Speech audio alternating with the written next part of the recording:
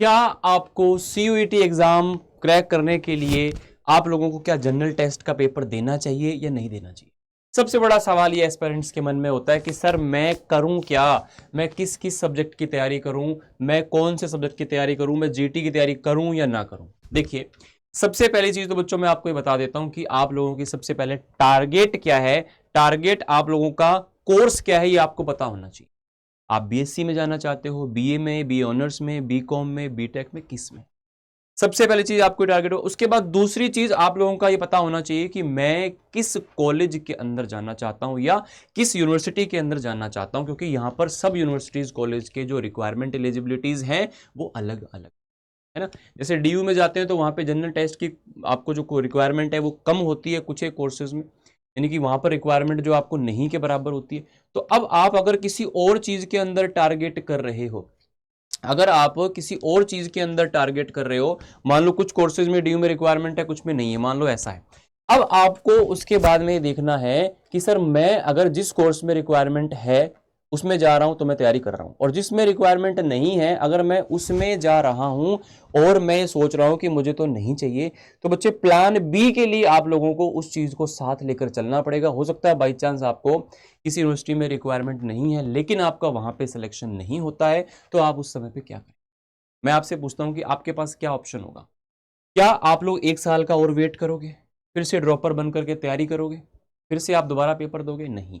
अगर आप तैयारी कर ही रहे हो तो थोड़ा सा एफर्ट इधर भी डाल दो ताकि आपके पास सारे ऑप्शंस खुले रहें, आप हर प्रकार के कॉलेज में अप्लाई कर पाए, हर आप जगह पर उस चीज में एलिजिबल हो पाए। तो इसके लिए आप लोगों को जीटी का जो टेस्ट है वो देना चाहिए, मेरा मानना ये है ना। तो इसका मैंने लॉजिक आपको बता दिया कि लॉजिक क्या है कि आपका अगर जहां पर रिक्वायरमेंट है आप लोग अगर वहां पर दे रहे हो तो ठीक है, नहीं रिक्वायरमेंट है वहां पे भी आप लोगों को सेफ साइड लेकर के चलना चाहिए, क्योंकि बहुत मुश्किल चीजें इसके अंदर नहीं आती है।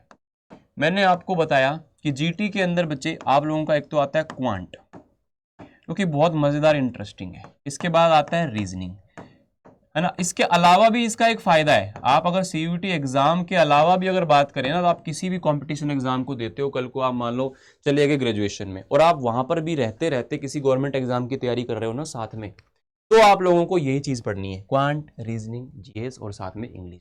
ये सारी तैयारी आप अपनी सीयूटी एग्जाम के दौरान ही कर सकते हो, ये आप लोगों के लिए गोल्डन अपॉर्चुनिटी होती है। आप अगर क्वांट, अच्छा क्वांट कौन सा, 8वीं लेवल तक का क्वांट आता है, कुछ चीजें हो सकता है 9th-10th की आए, ये आपका क्वांट आता है। रीजनिंग आपके लिए नया होता है इसलिए आपको इसको पढ़ने में मजा आता है और इंटरेस्टिंग होता है, लेकिन इजी चीजें होती हैं, मुश्किल नहीं होती हैं, प्रैक्टिस पर बेस्ड है। जीएस तो यार कोई बंदा अगर किसी चीज की तैयारी भी नहीं कर रहा ना तब भी उसके काम आता है। तो आपको अगर तो रिक्वायरमेंट है, आपको पता है, फिर तो आपको फुल फ्लैश तरीके से इस पर लग जाना है बिना सोचे समझे। अगर 1% आपको ये लगता है कि मुझे रिक्वायरमेंट नहीं है, फिर भी आप लोगों को सेफ साइड कम से कम इसको देखते हुए चलना चाहिए ताकि आपको आगे जाकर के दिक्कत ना आए। और सर एलिजिबिलिटी हमको कैसे चेक करनी है मान लो, तो बच्चे आप लोगों को CUET.समर्थ है ना .ac.in, या आप सीधा सीधा समर्थ CUT लिखेंगे गूगल पे तो आप लोगों को वेबसाइट मिल जाएगी फर्स्ट में। तो वहां पे आप लोग जाएंगे, आपका जो भी कॉलेज या यूनिवर्सिटी है उस पर आप क्लिक करेंगे, फिर उसके सारे कोर्सेज की एलिजिबिलिटी वहां पर दे रखी होगी कि आपको जिस कॉलेज जिस कोर्स में जाना है उसकी एलिजिबिलिटी क्या है, कितने डोमेन चाहिए, लैंग्वेज चाहिए कि नहीं चाहिए, जीटी चाहिए कि नहीं चाहिए। तो वो सारी रिक्वायरमेंट आपको वहां पता चल जाती है, आपको किसी से पूछने की आवश्यकता नहीं है, सीधा आप वेबसाइट पे जाओ, आपको एक एक चीज लिखी हुई वहां पर दिखाई दे। मेरी बात को समझ रहे हो? तो ये चीजें आपके दिमाग में अच्छे तरीके से क्लियर होनी चाहिए कि जीटी आपको देना होता है अगर आप सेफ रहना चाहते हैं। अगर आपके रिक्वायरमेंट में नहीं है तब भी आप इसको दीजिए तो आपके लिए बेहतर रहता है, ठीक है। अच्छा, अगर जीटी के लिए जो क्लासेस है तो बच्चे फ्री क्लासेस भी मेरी यहाँ पर चलती हैं, तो फ्री क्लासेस भी आप यूट्यूब पर अटेम्प्ट कर सकते हैं, ठीक है।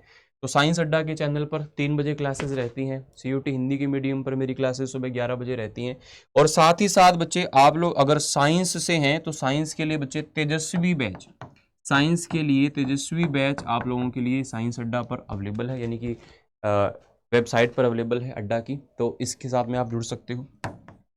या आप लोग सीयूटी हिंदी मीडियम के लिए तैयारी करना चाहते हो तो आप Y828 कोड का यूज करके, अगर आप लैंग्वेज जीटी की तैयारी करना चाहते हो, सिर्फ लैंग्वेज जीटी, तो मात्र और मात्र 2250 रुपए में आपको लैंग्वेज जीटी का बैच मिल जाता है। आपको थोड़ा सा प्रोसेस बता देता हूं कैसे आप लोग कर सकते हो।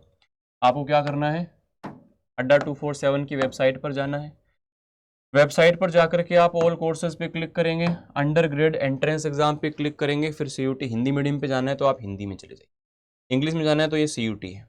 तो हिंदी में यहाँ पे हम गए CUT हिंदी मीडियम, साइंस है, आर्ट्स है, या फिर ओनली लैंग्वेज GT है। तो सबसे लेटेस्ट बैच है वरदान, वरदान में आप लोग गए, बाय नाउ पे क्लिक किया, 3000 रुपये इसका प्राइस दिखा रहा है, आपने यहाँ पर एक कूपन यूज़ किया जो मैंने आपको बताया था Y828, अप्लाई करते ही आपका जो है ना लगभग 750 रुपये इसका प्राइस कम हो जाएगा। और कोई भी आपको डाउट, दिक्कत, परेशानी हो तो आप मुझे कमेंट करके ज़रूर बताइएगा। मिलते हैं आपसे अगली वीडियो में। थैंक यू, शुक्रिया।